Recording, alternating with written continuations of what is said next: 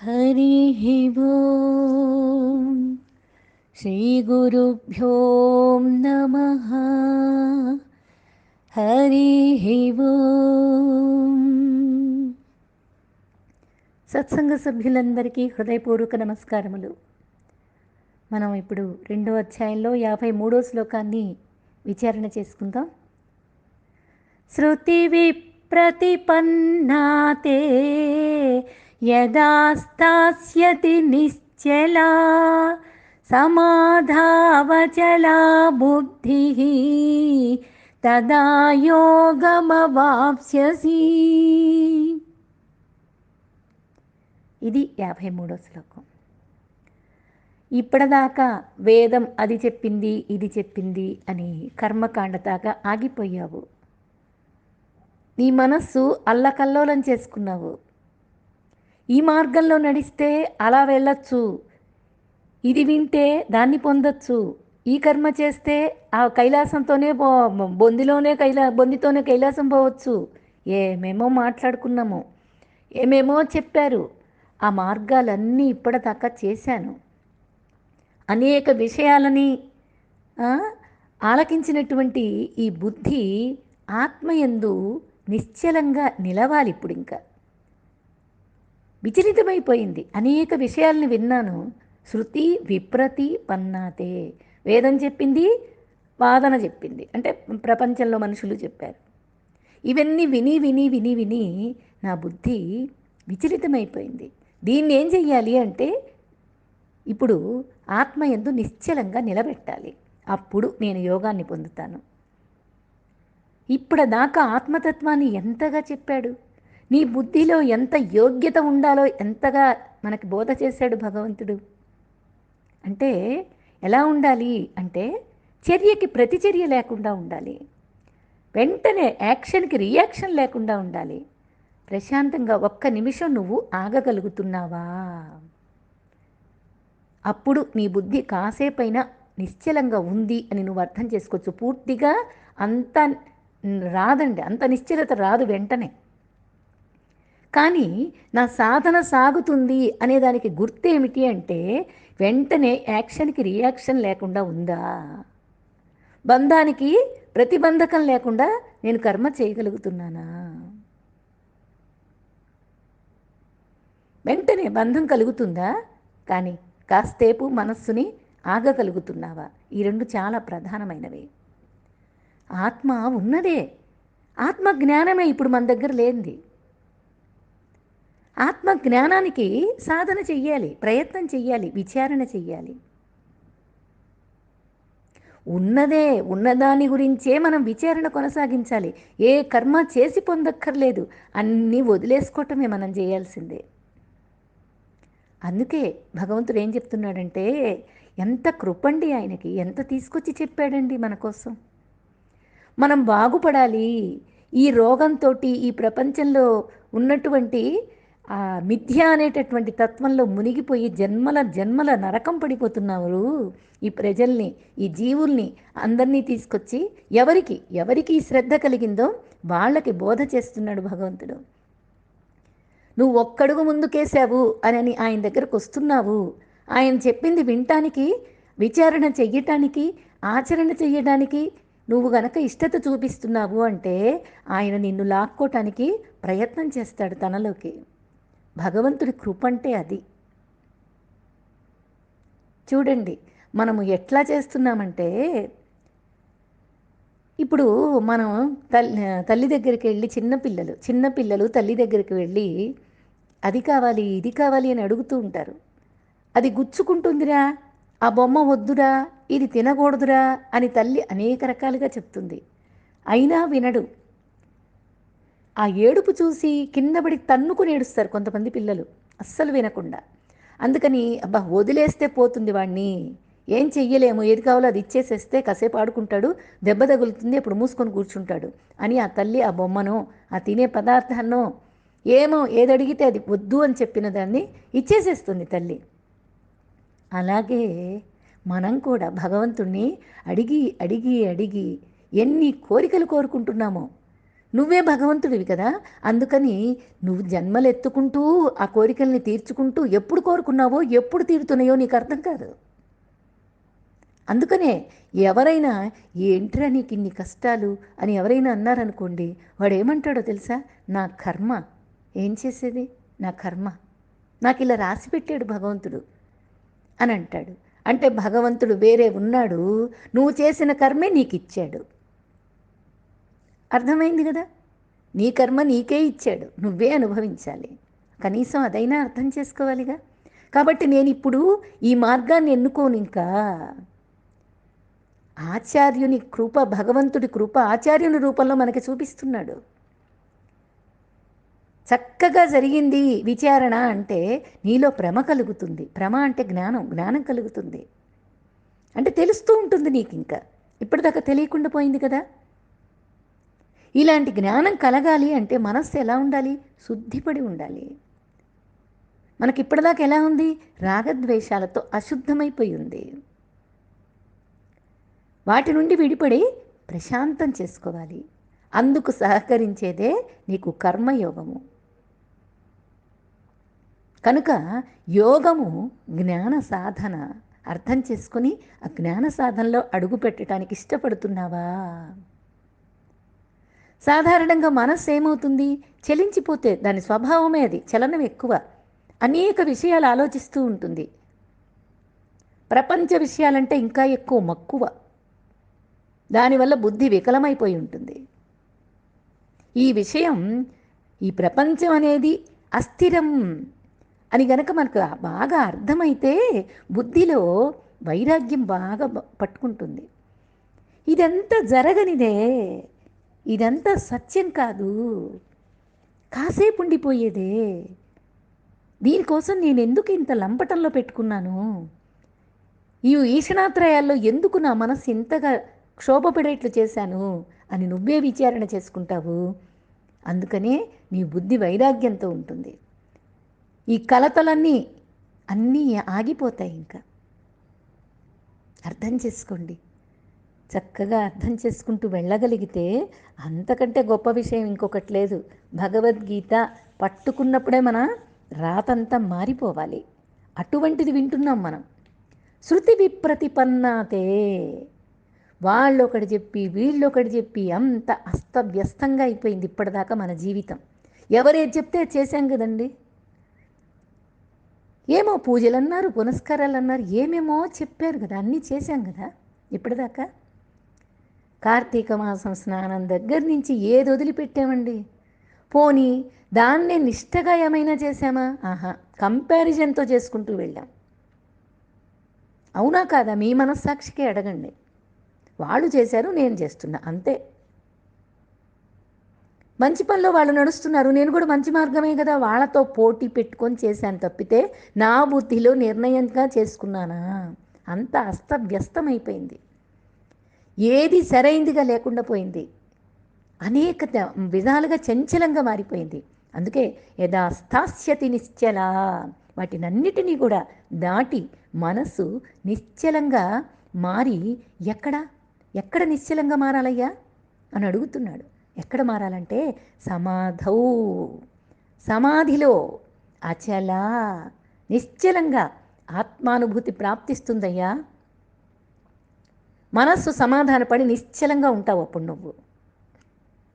గీత మొత్తం సందేశంలో ఆధ్యాత్మిక ఉన్నతి అద్భుతంగా పనిచేస్తుంది నీకు అని గట్టిగా చెప్తున్నాడు పరమాత్మ. నీలో చిన్నప్పుడు ఆధ్యాత్మిక భావం చాలా కొద్దిగా ఉండుంటుంది, లేకుండా మాత్రం మనిషి జన్మ రాదండి. ఏదైనా కొద్దిగా అయినా సరే నీలో ఆధ్యాత్మిక భావం ఉండి ఉంటుంది, అందుకే నీకు మానవ జన్మ వచ్చింది. దాన్ని నువ్వేం చెయ్యాలి? నువ్వు పెరుగుతున్న కొద్దీ నీ బుద్ధి తెలివితో పాటు ఆధ్యాత్మిక ఉన్నతిని కూడా నువ్వు పెంచుకుంటూ పోవాలి.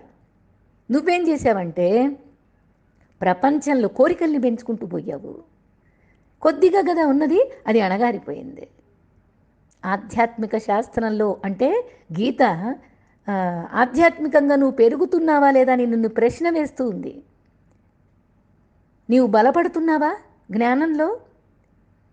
నీవు ఎక్కువగా ప్రశాంతంగా ఉన్నావా? నువ్వు అందరి మీద దయగా ఉన్నదా నీ మనస్సు? నీ జీవితంలో, పనిలో అనంతమైనటువంటి ఆత్మ నీకు అనుభవంగా తెలుస్తుందా కర్మ చేసేటప్పుడు?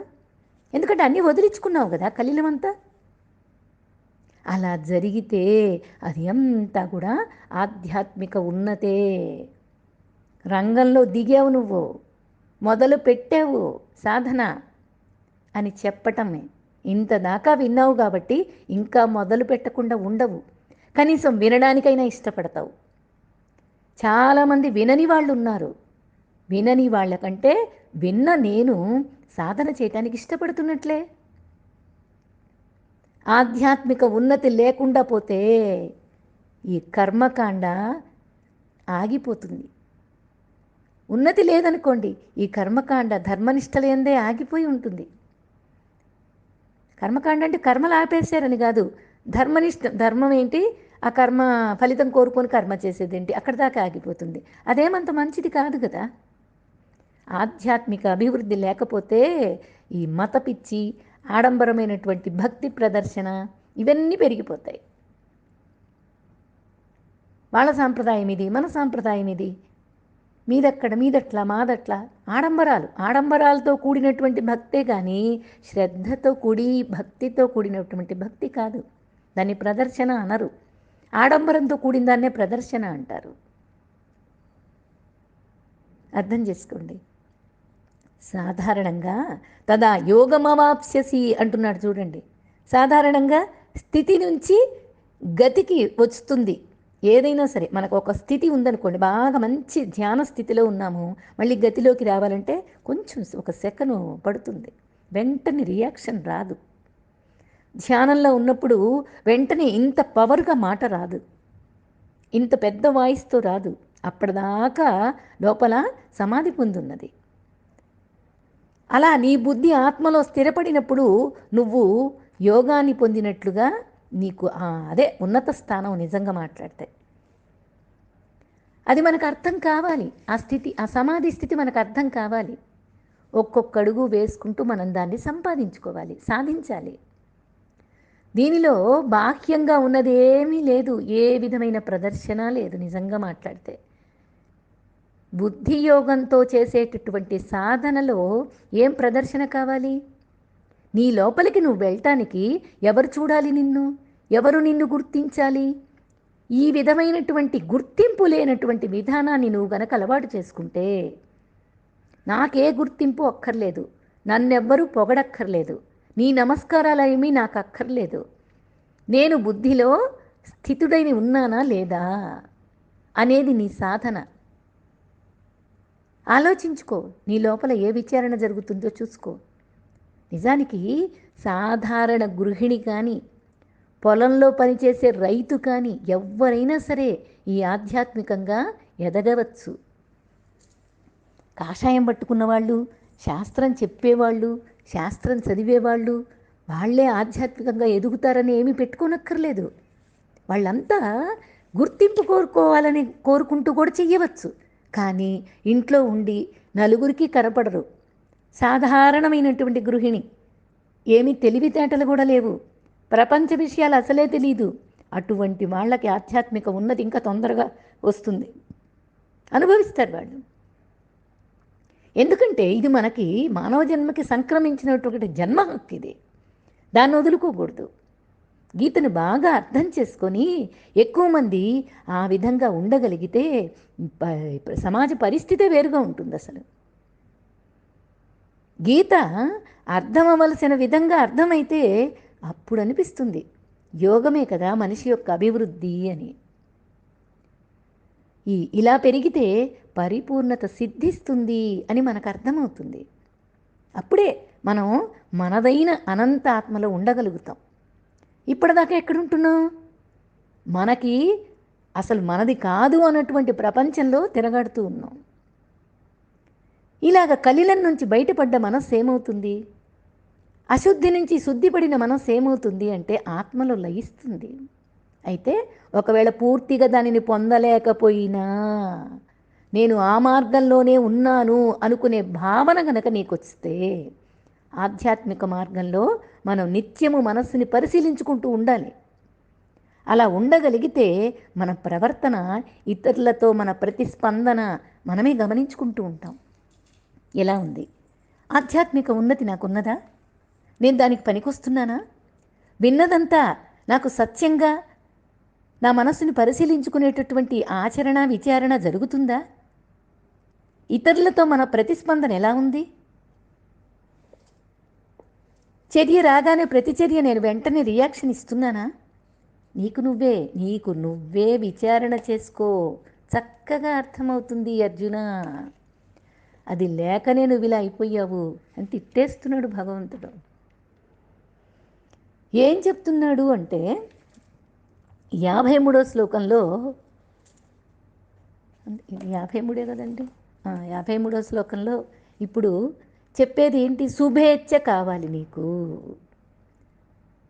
శుభేచ్ఛ కలిగినటువంటి వాడు విచారణ మార్గాన్ని ఎన్నుకుంటాడు. శుభ ఇచ్చ లేనటువంటి వాడు ఇదేన్ని ఎన్నుకుంటాడు అంటే కర్మకాండని ఎన్నుకుంటాడు, అంటే ప్రపంచాన్ని ఎన్నుకుంటాడు. అసలు ఏ ఇచ్చ లేదనుకోండి, వాడేంటి అంటే పశు కీటకాది జన్మలలో పడిపోతాడు. నువ్వు అలా జీవిస్తున్నావేమో మనిషివై పుట్టి కూడా. అందుకని వాడి జన్మలు ఎలా పోతాయంటే పశువులు, కీటకాలు, పుట్ట, చెట్టు, పేడ, పురుగు ఏదో ఒకటి దానికి వెళ్ళిపోతాడు. అవేమిటి? వాటి పని ఏమిటి? ఆహారము, నిద్ర, భయము, మైథునం. ఇవి ఇతర జీవుల పనులు. మరి మానవులు ఏం చేస్తున్నాం? మానవులు ఇవి ఒక్కటే కాదురా, ఇవన్నిటితో పాటు నువ్వు హరిని పట్టుకున్నావా లేదా? హరి అంటే మళ్ళీ రూపనామాలు పెట్టమాకండి. హరి అనగానే శంకు చక్రాలు పెట్టుకొని వెంకటేశ్వర స్వామి రూపం, లేకపోతే విష్ణుమూర్తి రూపం, లేకపోతే సత్యనారాయణ స్వామి రూపం, ఇవన్నీ కాదు. హరిని పట్టుకున్నావా అని అంటే మనలో ఉన్నటువంటి ఈ కలిలం, ఈ కల్మషాన్ని హరించేటటువంటి హరి. అందుకని ఆ హరిని పట్టుకోవడం అంటే అది. వాడు నా లోపలున్న ఆత్మ వీటన్నిటినీ హరించేస్తాడు. అందుకని వాడిని నేను ముద్దుగా హరి అని పిలుచుకుంటాను. నాలో ఉన్న ఆత్మనే, నాలో ఉన్న భగవంతుడే అన్నింటినీ శుద్ధి చేసేశాడు. కల్మషం అని నాకు తెలిసిందో లేదో వెంటనే నేను లోపలికి వెళ్ళాను, వాడు మొత్తాన్ని శుభ్రం చేసి పెట్టేశాడు.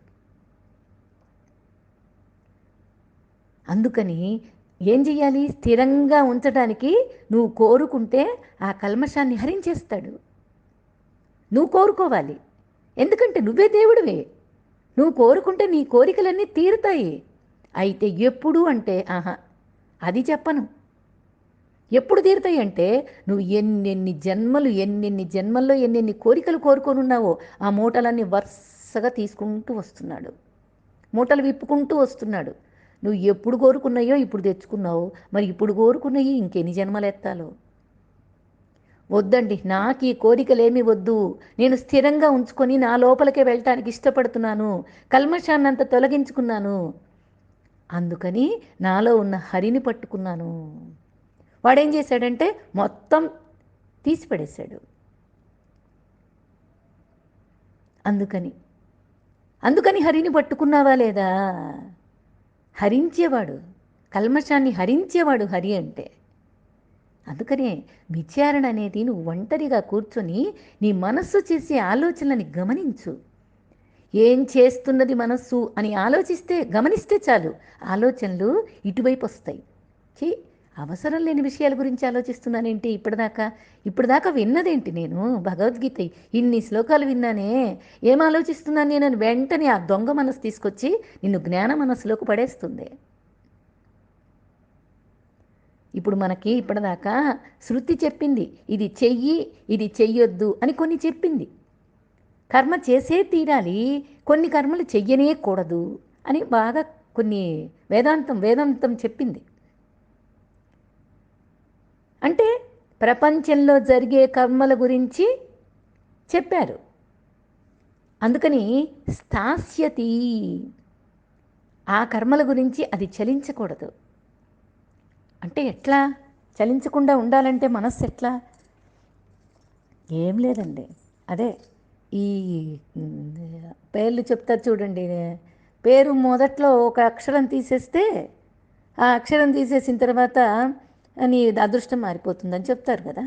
దానికోసం అలాంటి పిచ్చి పిచ్చి పనులన్నీ ఆపేసావా ఇంకా? అదృష్టం అంటే ఏమిటి అని ఆలోచన చేసావా ఎప్పుడైనా? అదృష్టము అంటే దృష్టం కానిది, కనిపించకుండా ఉండేది. కనిపించకుండా ఉండేది ఏది? నా లోపలున్నటువంటి ఆత్మతత్వం, బుద్ధిలో యోగం. అది కనిపించదు. దానికై బయట కనిపించే దానికోసం చలించకూడదు మనస్సు. అంటే ఏంటి? ఇప్పుడు సముద్రం ఉంది చూడండి, ఎగ్జాంపుల్ చెప్తే బాగా అర్థమవుతుంది. సముద్రం ఉంది. ఆ సముద్రంలో సముద్ర గర్భంలో, సముద్రం అంటే ఎంత పెద్దది అంటే చెప్పలేం కదా అసలు. సముద్రం అంటేనే అంతది. అట్లాంటి సముద్రంలో నిర్మలంగా నిశ్చలంగా మధ్యలో అంతా బాగా కనపడుతుంది. మనం ఒడ్డున కూర్చుంటాం. ఒడ్డున కూర్చున్న తర్వాత కొంచెం దూరం తీరం దాకా వెళ్ళి కాసేపు ఆ నీళ్లలో ఆడుకోవటానికి చూస్తాం మనం. అక్కడ అలలు పైకి పైకి లేగి ఎగసి పడుతూ ఉంటాయి. వాటిని చూసి మురిసిపోతూ ఉంటాం. సహజంగా అందరి మనస్సు నీళ్ల దగ్గర అలాగా ఎంజాయ్ చేస్తూ ఉంటారు. అలాంటి మనస్సుతో ఉన్నటువంటి అప్పుడు ఎందుకు వచ్చినాయి అవి అని ఆలోచన చేశావా? ఆ ఆ అలలు, తరంగాలు, బుడగలు అవన్నీ బాగా ఎగిసెగిసి పడుతున్నాయి. వాటిని చూసి అవి కూడా నీళ్లే కదా. సముద్ర మధ్యంలో చుట్టుపక్కలంతానేమో స్థిరంగా ఉన్నాయి. ఒడ్డునది కూర్చున్న తీరం దగ్గర కూర్చున్నటువంటి వాళ్ళకేమో ఎగసెగసి పడుతున్నాయి. ఎందుకని అలా వచ్చింది అని విచారణ చేసావా? ఎంజాయ్ చేసే మనసు ఇప్పటిదాకా చేసావు. ఇప్పుడు విచారణ చేసే మనసు పెట్టుకో. అప్పుడేమవుతుంది? విచారణతోటి ఎందుకు వచ్చినాయి ఈ అలలు అంటే, బయట నువ్వు కూర్చున్న చోట గాలి ఎగిరెగిరి కొడుతోంది. నువ్వున్న చోటే ఉంటావా, పక్కకి వెళ్ళి పడతావా అనిపించేంత గాలి ఉంది. అది ప్రెషర్. ఆ ప్రెషర్ వల్ల అక్కడ నీళ్లల్లో పడి ఆ నీళ్లు ఉవ్వెత్తున లేస్తున్నాయి, అలలు వస్తున్నాయి. ఆ ప్రెషర్ వల్ల ఆ స్పీడు ఎందుకు వచ్చింది అంటే ప్రెషర్ వల్ల వచ్చింది. అంటే ఏంటి? స్థితిలో ఉన్న ఈ నీళ్లు ఆ స్థితి నుండి ప్రెషర్ వల్ల గతిలోకి రావడం, అంటే ఒత్తిడి వల్ల గతిలోకి వచ్చింది. అంటే ఒక రూపం దాల్చింది. పైకి ఎగిరి ఒక అలలాగా వచ్చింది, ఒక బుడగలాగా వచ్చింది, ఒక తరంగంలాగా వచ్చింది. అవునా కదా? అర్థమవుతుంది కదా? మధ్యలోకి వెళ్తే ఏమీ లేదు, నిశ్చలంగా ఉంది. అంటే ఏంటి? ఒక ప్రెషర్ వల్ల నువ్వు స్థితి నుంచి గతిలోకి వస్తుంది నీ మనస్సు. అంటే నీకు కోరిక కలిగింది అంటే ఒత్తిడి కలిగి ఇలా నామరూపాల్ని పెట్టుకుంటున్నావు. అంతే కదా. గాలి ఎలాగైతే వచ్చి సముద్రం మధ్యంలో శుభ్రంగా ప్రశాంతంగా ఉన్న నీళ్లు నామరూపాలు వచ్చినాయో, నీకు కూడా ఒక కోరిక కలిగింది అంటే దానివల్ల ఒత్తిడి పెరిగి నామరూపాలను పెట్టుకొని ప్రవర్తిస్తున్నావు ప్రపంచంలో. ఏం లేదండి, చిన్న ఎగ్జాంపుల్ ఏంటంటే, నువ్వు ఏదైనా ఒక వస్తువును చూసావు, ఒక నెక్లెస్ చూసావు అనుకోండి. పోనీ ఒక నెక్లెస్ చూసావు అంటే ఎక్కడ చూసావంటే షాపులో చూస్తే నీకేమనిపించదు. ఎవరి మెళ్ళో అయినా చూసావనుకోండి, మీ ఫ్రెండ్ ఇంటికి వెళ్ళావు, ఏదో పేరెంట్ అనుకో, ఏదో ఫంక్షన్కో, ఏదో పూజకో వెళ్ళావు, అక్కడ ఒక నెక్లెస్ చూసావు. చూడగానే చాలా బాగుంది ఇది, అంతవరకు వదిలేస్తే పర్వాలా, ఇది నాకు కూడా ఉంటే బాగుండు అనిపించగానే ఏం చేస్తావు? నీ లోపల ప్రెషర్ పెరిగింది. ఎలాగా? ఇంటికొచ్చి ఎవరితో చెప్తావు? భర్తతో చెప్తావు. ఆ భర్త సరే నీ కోరిక తీర్చడానికి ఆయన ప్రయత్నం అంతా చేస్తాడు. నువ్వు అనుకున్నంత డబ్బులు, ఆ నెక్లెస్ అంత డబ్బులు లేనప్పుడు ఏమైంది? మనస్సులో ప్రెషర్ కలిగింది.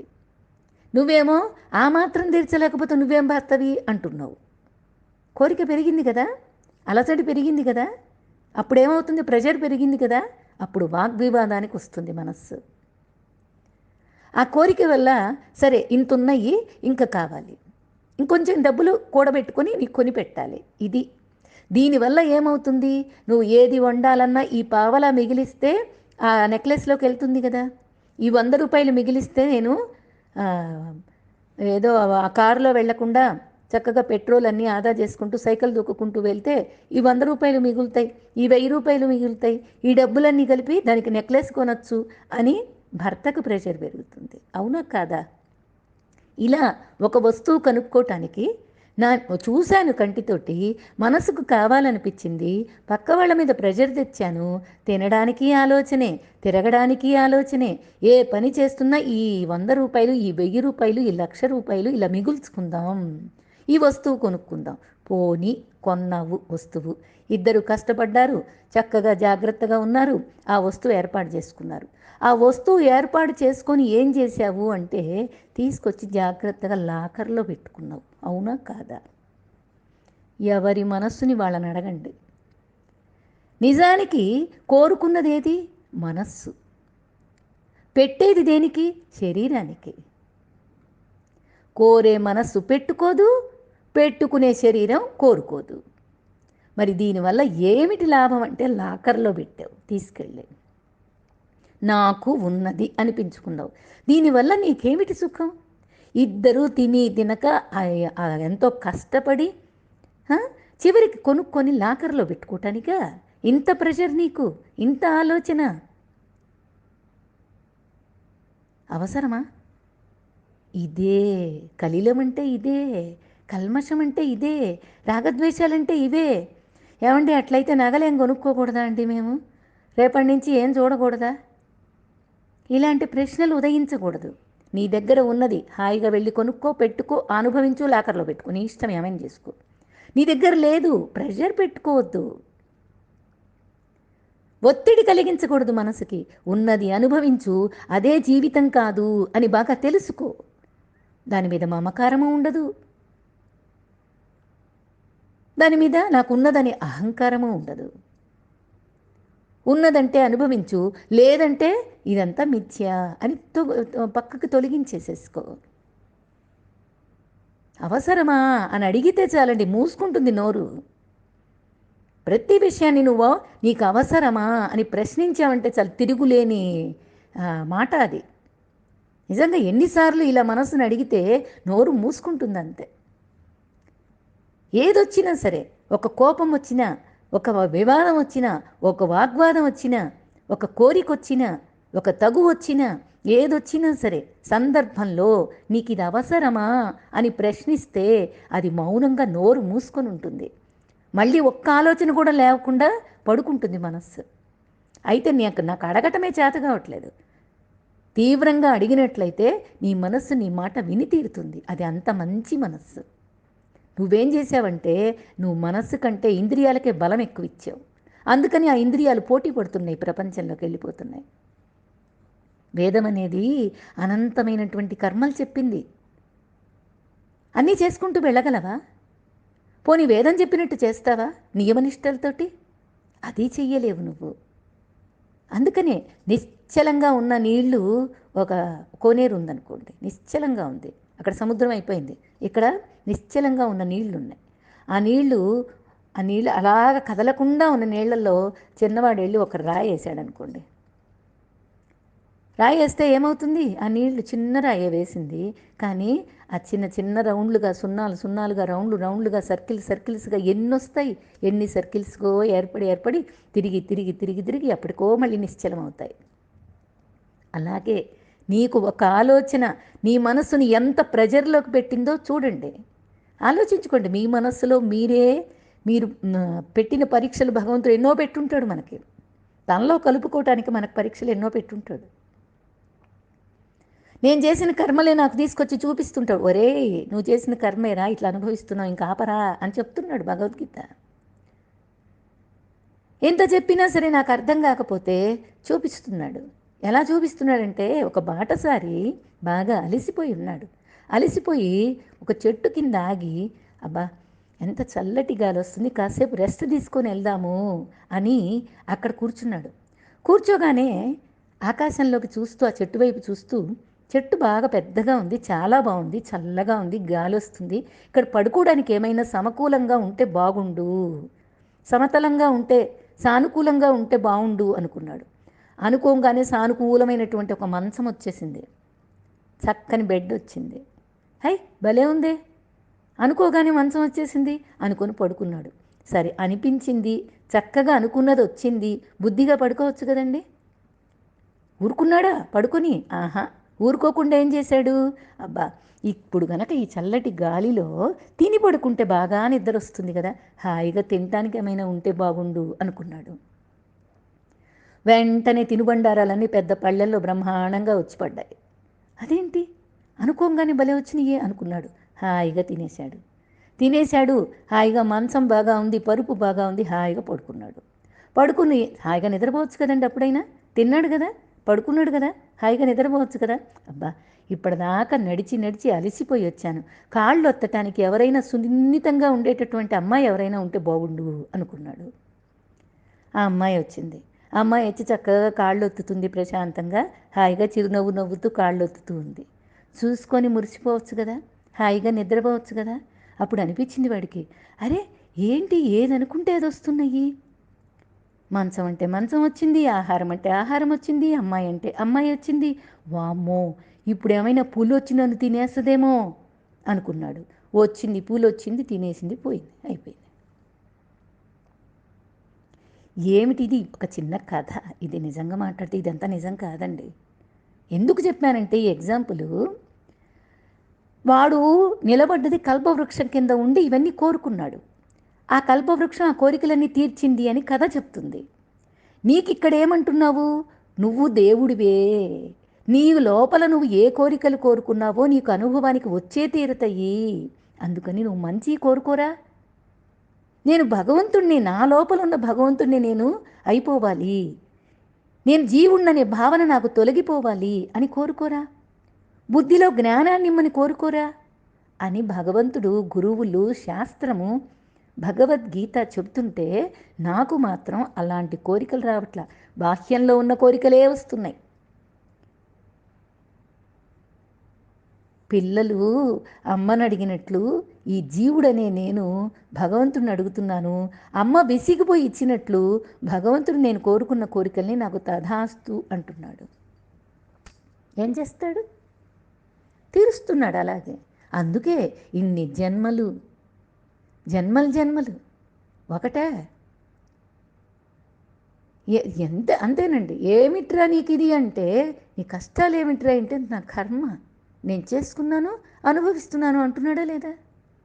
మనకు అనుభవంలో తెలియట్లేదా, నేను అనలేదా, నువ్వు అనలేదా, ఇంకా మార్చుకోవడానికి సిద్ధపడమా మనం. వద్దురా ఇలాగా అని కర్మయోగం చెప్తుంది.